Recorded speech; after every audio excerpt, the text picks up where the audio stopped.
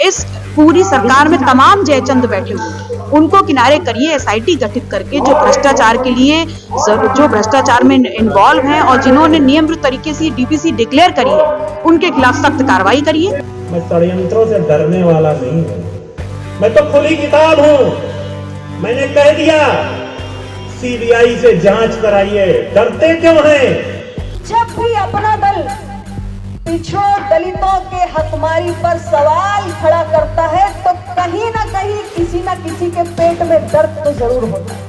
आशीष पटेल के बयानों से स्पष्ट है कि वो योगी को नेता नहीं मानते। आशीष पटेल जी को लगता है उनके साथ गलत हो रहा है, उनके साथ आरोप लगाया जा रहा है, उनकी चाबी कहीं से भरी जा रही पल्लवी जी की, तो गठबंधन छोड़ दें। इसका मतलब सरकार जो है भ्रष्टाचार में लिप्त है। उनको कहीं राउंड की निश्चित है नहीं, भाजपा में उनको टिकट मिलना नहीं है। घोटालेबाज है, थे भी और करते रहेंगे। निश्चित तौर पर मैं तो ये मानता हूँ जो आरोप लगे उनमें कहीं ना कहीं दम। बाबा जी अपने चिल्लाते फिरते हैं। पल्लवी पटेल बनाम आशीष पटेल, जी हाँ, इन दिनों ये खबर काफी तेज है और बड़े घोटाले का जो दावा किया है पल्लवी पटेल ने, अब उसके बाद ये देखा जा रहा है कि आशीष पटेल जो कि मंत्री हैं उत्तर प्रदेश सरकार में, वो कभी मुख्यमंत्री योगी आदित्यनाथ के साथ तो कभी दिल्ली जाकर के जेपी नड्डा जी के साथ मुलाकात कर रहे हैं। अब इसके बाद कई तमाम ये कयासें लगाई जा रही हैं कि कहीं जो आरोप लगे हैं वो सही तो नहीं है।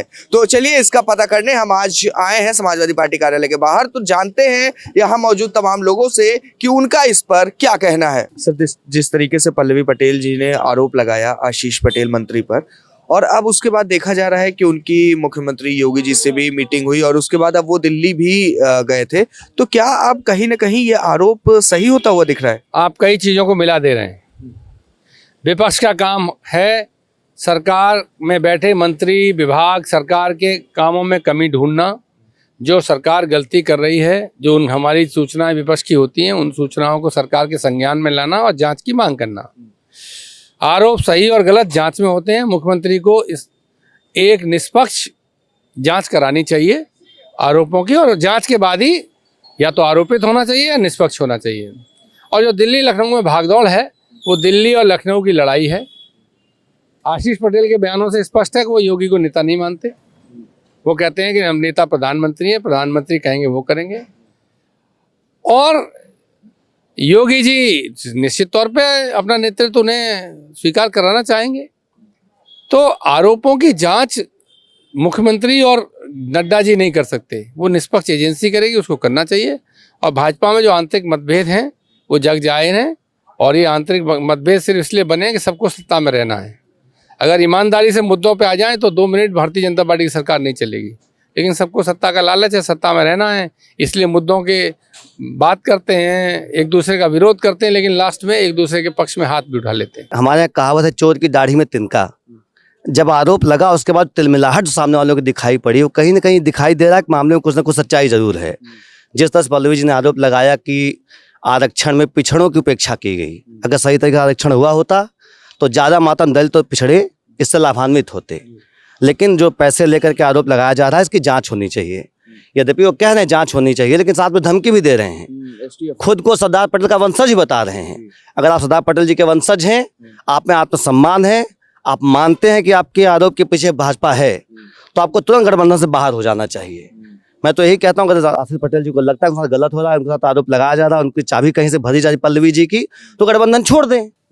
अगर गठबंधन नहीं छोड़ रहे हैं और उसके बाद लगे भी हुए हैं, आरोप भी लग रहा है, उसके बाद वो कहीं ना कहीं सरकार पर आरोप भी लगा रहे हैं, फिर उनसे मिलने भी जा रहे हैं, तो ये कहीं ना कहीं दिखा रहा है कि कुछ तो जरूर है अंदर अंदर जिसकी पर्देदारी हो जा रही की जा रही है। आरोप कहीं ना कहीं पल्लवी जी का सही होता दिख रहा है पूरी तरीके से।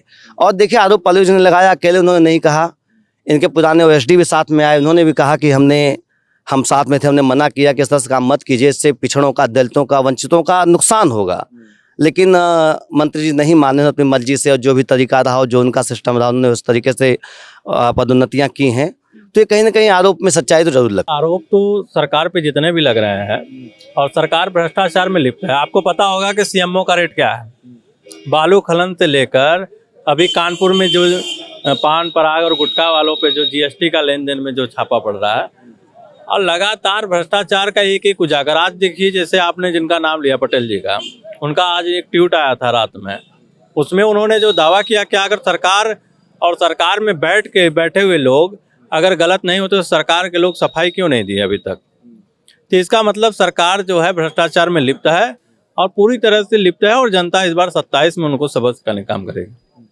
जिस तरीके से ये भी कहा जा रहा है कि जो आशीष पटेल जी हैं वो लगातार, फिर चाहे मुख्यमंत्री से उनकी मीटिंग रही हो, फिर चाहे दिल्ली जाकर के रही हो, तो अब इससे ये है कि कहीं ना कहीं कुछ हलचल है, जो खटपट सुनाई दे रही है, कहीं वो भी सही तो नहीं? देखिए, हलचल नहीं, ये तो पहले से हमारे नेता माननीय अखिलेश यादव जी कह रहे हैं कि डबल इंजन का टकराव है। दिल्ली और उत्तर प्रदेश जो डबल इंजन का टकराव है, ये समझ रहे हैं कि 27 में इनकी विदाई है और जनता इस बार इनके साथ है नहीं। अगर इनके साथ जनता होती तो अयोध्या ये हारते नहीं, पहली चीज़। दूसरी चीज़, इनके सहयोगी दल है, अनुप्रिया पटेल इनके सहयोगी दल है। मैं कह रहा हूँ कि सहयोगी दल में आपने अभी ओम प्रकाश राजभर का भी आपने देखा, उन पे भी आरोप लगा ठेकेदारों से कमीशन लेने का, और उनकी भाषा भी आपने सुना। मैं कह रहा हूँ कि संजय निषाद का भी आपने सुना, और अभी जो हुआ जो गोरखपुर में, वो भी जानते होंगे। तो जितने सहयोगी हैं और जितने खासकर पिछड़े दलित नेता हैं भारतीय जनता पार्टी में, उनके साथ भी लगातार शोषण हो रहा है। जिस तरीके से पल्लवी पटेल अब घोटालों का आरोप उन्होंने लगाया था, आशीष पटेल जो कि मंत्री हैं उत्तर प्रदेश सरकार में जी। तो उसे लेकर के अब ये देखा जा रहा है कि लगातार कभी योगी जी से मुलाकात हो रही मंत्री जी की, कभी दिल्ली मुलाकात हो रही, तो क्या अभी आरोप सही होता हुआ दिख रहा है? देखिए, ये तो अभी हम निश्चित नहीं बता सकते जब तक उसकी विभागीय जांच नहीं हो जाती है, लेकिन हमारी ये मांगे हैं कि उसकी विभागीय जांच करके जो भी सही है उसको सही घोषित करें और जो गलत उसको गलत करें। और जो है, ये आपने सभी को जानकारी है, पल्लवी पटेल जी जो है कुछ समय पहले जो है मतदान में समाजवादी पार्टी का विरोध किया था, तो उसके लिए अब वो अपना 27 का एजेंडा फिक्स कर रही है। एक तरीके से हम देखा जाए तो उनको कहीं राह उनकी निश्चित है नहीं, भाजपा में उनको टिकट मिलना नहीं है, इसलिए वो दोबारा माननीय जी के पक्ष में आके बोल रही हैं। यही कुल मोटा मोटा बात है, बस क्लियर। भाजपा तो पहले से ही करप्ट रही है और उनके नेताओं पे अगर आज के डेट पे लगाया जा रहा है कि नहीं वो करप्ट कर रहे हैं, घोटाले कर रहे हैं, तो भाजपा के लोग हैं घोटालेबाज हैं, थे भी और करते रहेंगे। कहा जाता है जब आग धुआं उठता है तो निश्चित तौर पर कहीं ना कहीं आग लगी होती है।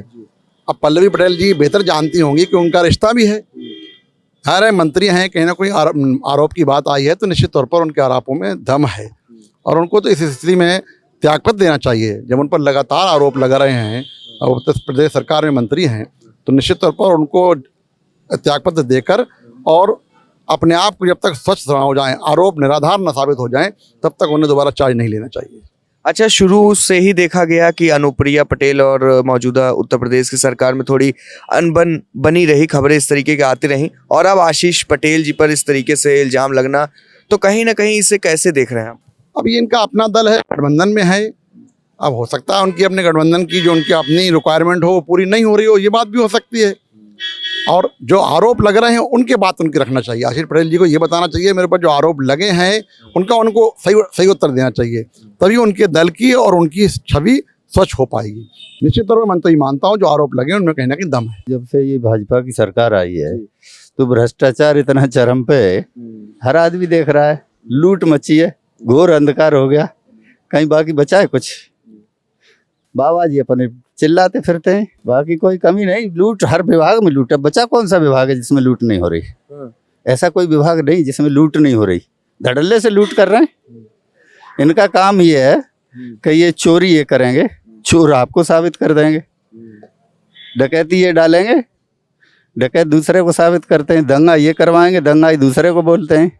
इनका तो यही काम रहा है, लूट रहे हैं धड़ल्ले से।